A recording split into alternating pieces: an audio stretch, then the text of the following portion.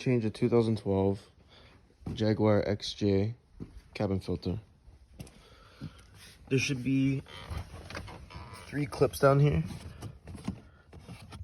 right there, and one in the middle, and then there should be one at an angle.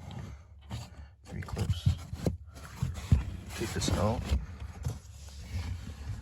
This is where your motor is, your lights, and then right here is the cabin filter. You just take it out.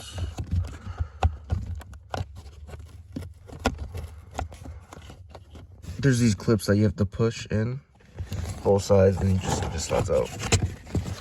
And this one's pretty not that bad. The direction of the airflow is pointing up, so this one should be facing up. Oops, that way.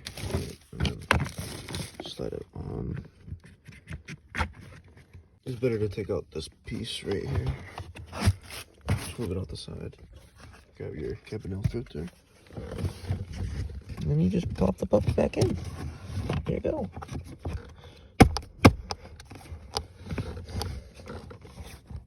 After you got that in, just put everything back where it came from.